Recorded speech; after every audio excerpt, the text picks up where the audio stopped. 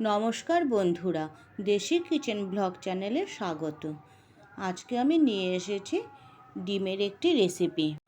আমরা অনেকেই ডিম খেতে ভীষণই ভালোবাসি, তো ডিম দিয়ে নানান রকম রেসিপি আমি তৈরি করি। তো সেরকমই একটি রেসিপি আমি তৈরি করেছি, ডিমের কোরমা।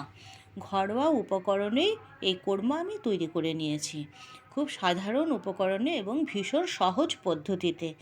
ডিমের কোরমা এমনই একটি সুস্বাদু রেসিপি যেটাকে দিয়ে আমরা ভাত, রুটি, পরোটা, ফ্রাইড রাইস সব কিছুর সঙ্গে আমরা পরিবেশন করতে পারি। তা ডিমের কোরমা করতে গেলে প্রথমেই আমি ডিমগুলো সেদ্ধ করে নিচ্ছি। এখানে আমি নিয়েছি 2টো হাঁসের ডিম এবং 3টি মুরগির ডিম। ডিমটাকে আগে সেদ্ধ করে নিয়েছি। এবার আমি খোসা ছাড়িয়ে একটু চিড়ে চিড়ে দিচ্ছি। চিড়ে দিলে ভেতরে নুনটা ভালো করে ঢুকবে এবং খেতে ভালো লাগবে। ডিম আমি এখানে 2 সাইডে চিড়ে নিচ্ছি, কিন্তু অনেক সময় আমি ডিম এভাবে এক সাইডে চিড়ি, আবার কখনো কখনো ডিমের 2 মাথার দিকটাও একটুখানি চিড়ে নিই। তখন ডিমের মাথার দিকটা যখন আমি চিড়ে নিই তখন ডিমের গায়ে এভাবে চিড়ি না। ডিমগুলো চেরা হয়ে গেল, এবার আমি এখানে সামান্য নুন দিয়ে নিচ্ছি। আজকে রান্নায় আমি কোনো হলুদ ব্যবহার করব না বলে ডিমের মধ্যে কোনো হলুদ মাখালাম না। সর্ষের তেল দিয়ে নিলাম প্যানের মধ্যে, প্যানটা গরম হয়ে গেছে। এবার আমি দিয়ে দিচ্ছি সামান্য চিনি। এখানে আমি পেঁয়াজের বেরেস্তা তৈরি করব, তাই বেরেস্তা ভাজার আগে তেলের মধ্যে চিনি ক্যারামেল তৈরি করে নিলে বেরেস্তার কালারটা ভালো হয় এবং মুচমুচে হয়। তবে বেরেস্তা ভাজার সময় আমি কোনো নুনের ব্যবহার করি না। নুন দিলে পরে কি হয়, পেঁয়াজটা একটু নরম নরম হয়ে যায়। সেই জন্য আমি তেলের মধ্যে যখন পেঁয়াজটা দিই বেরেস্তা ভাজার জন্য, সামান্য চিনি দিয়েই আমি বেরেস্তাটা তৈরি করি। এই দেখো আমার বেরেস্তা প্রায় রেডি হয়ে গেছে। এই বেরেস্তাটা এবার আমি তুলে নিচ্ছি। বেরেস্তা ভাজার পর যে তেলটা ছিল সেই তেলে ডিমগুলো আমি খুব হালকা ভেজে নেব। ডিম আমি কড়া ভাজা করব না, কড়া ভাজা করলে কোরমা খেতে ভালো হয় না। এ কোরমা কিন্তু যে ভেজেই করতে হবে তেমন কোনো ব্যাপার নেই। কোনো সময় আমি কোরমাটাকে আমি শুধু সেদ্ধ ডিম দিয়েও তৈরি করি, তবে আজকে আমি একটু ভেজে নিচ্ছি। এই দেখো ডিম ভাজা হয়ে গেল, খুব সামান্য ভেজেছি। রান্নার শুরুতেই আমি একটু তেলটা বেশি দিয়েছিলাম, সেই তেলে বেরেস্তা ভাজা হলো, ডিম ভাজা হলো। এবার আমি মশলাটাকে ভেজে নেব, যে মশলা দিয়ে আমি কোরমাটা তৈরি করব। তাই প্রথমেই দিয়ে দিলাম গোটা গরম মশলা, কয়েক কোয়া রসুন, কয়েকটা কাজু বাদাম এবং 3-4টে আমন্ড। এটা একটু ভেজে নিচ্ছি। ভাজা হয়ে গেলে দিয়ে দেব এখানে মিডিয়াম সাইজের একটি পেঁয়াজটাকেও আমি একসাথে ভেজে নেব।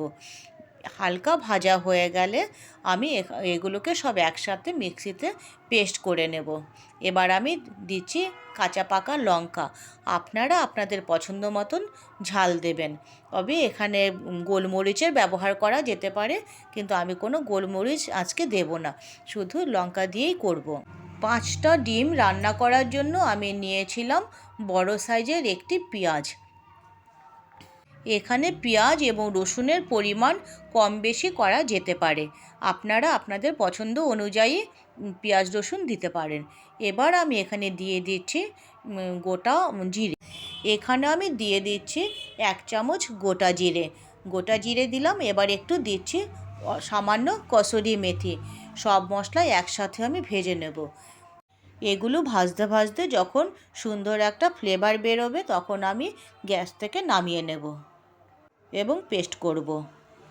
এখন দিয়ে দিচ্ছি 2 চামচ মতন সর্ষের তেল। এই তেলটা গরম হয়ে গেলে এখানে আমি কোনো আর ফোড়ন দেব না। পেঁয়াজ রসুন ভাজার যে পেস্টটা আমি তৈরি করেছি সেই পেস্ট আমি সরাসরি তেলের মধ্যে দিয়ে নিলাম। এবার আমি এটাকে সামান্য ভেজে নেব, যাতে তলাটা ভাজতে ভাজতে ধরে না যায়, সেই জন্য এখানে সামান্য একটু জল দিয়ে নিচ্ছি যাতে তলাটা না ধরে যায়। এবার আমি খুব ভালোভাবে মশলাটাকে ভেজে নেব। খেয়াল রাখতে হবে মশলার থেকে যতক্ষণ না তেল বেরোবে ততক্ষণ আমি গ্যাসের আঁচটা একদমই লো করে এটাকে ভাজবো। এবার আমি এখানে দিয়ে দেব সামান্য পরিমাণ টক দই। তবে টক দই যদি আপনাদের ঘরে থাকে তবেই দেবে, একদম যে দিতেই হবে তেমন কোনো ব্যাপার নেই। আমার ঘরে টক দই ছিল, তাই আমি দইটা ব্যবহার করলাম। যখন টক দই না থাকে তখন আমি দইয়ের ব্যবহার করি না। আজকে আমি দইটা ফেটিয়ে নিলে মশলাটা ভাজতে সুবিধা হয়। এবার আমি দিয়ে দিলাম স্বাদ মতন নুন আর চিনি। নুন চিনি দিয়ে খুব ভালোভাবে মশলাটাকে আমি সাঁতলে নিচ্ছি। তবে আমি তো আগেই বলেছি যে আজকে আমি কোনো হলুদের ব্যবহার করব না। আপনারা চাইলে কিন্তু আপনারা হলুদের ব্যবহার করতে পারেন। এবার আমি মিক্সির বাটিটা ধুয়ে একটু জল দিলাম আর দিয়ে দিলাম এখানে 1/2 কাপ মতন দুধ। খুব ভালোভাবে নেড়ে নিচ্ছি। এবার নাড়তে নাড়তে যখন ঝোলটা ফুটে উঠবে তখন আমি দিয়ে দেব এখানে ভেজে রাখা ডিম।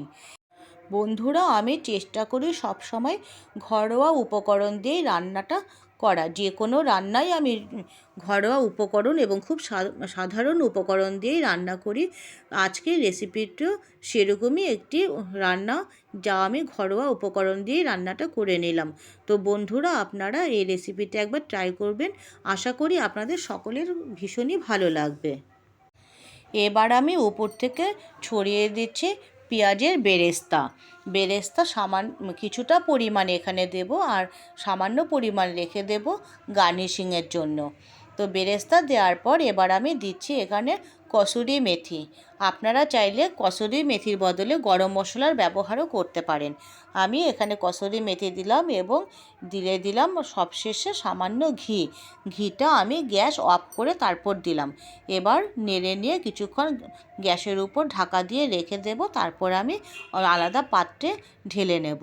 তো বন্ধুরা, আমার কোরমার রেসিপি কেমন লাগলো অবশ্যই কমেন্টস বক্সে জানাবেন। আশা করি আপনাদের সকলেরই ভালো লাগবে। আপনারা অবশ্যই ট্রাই করবেন এবং আমার চ্যানেলটি সাবস্ক্রাইব করবেন, পাশের বেল আইকনটি প্রেস করে দেবেন, যাতে নতুন রেসিপি পোস্ট করার সঙ্গে সঙ্গে নোটিফিকেশন আপনাদের কাছে পৌঁছে যায়। আমার সঙ্গে থাকার জন্য এবং ভিডিওটি সম্পূর্ণ দেখার জন্য আপনাদেরকে অসংখ্য ধন্যবাদ। কোরমা রেসিপি কেমন হয়েছে অবশ্যই আমাকে জানাবেন বন্ধুরা, এবং আশা করব আপনারা ঘরে সকলেই একবার এই রান্নাটি করে দেখবেন এবং খেয়ে বলবেন আমাকে এগ কোরমা খেতে কেমন হয়েছে। নমস্কার বন্ধুরা, দেখা হবে আবার পরের ভিডিওতে। সকলে ভালো থাকবেন, সুস্থ থাকবেন, আনন্দ থাকবেন এবং অবশ্যই আমার চ্যানেলের সঙ্গে থাকবেন। এই আশা নিয়েই আজকে আমি ভিডিওটি এখানেই শেষ করছি এবং দেখা হচ্ছে আপনাদের সঙ্গে আমার পরের রেসিপির সঙ্গে। তো বন্ধুরা, আপনাদের সকলকে অনেক অনেক অনেক ধন্যবাদ এবং ছোটদেরকে অফুরন্ত ভালোবাসা। নমস্কার।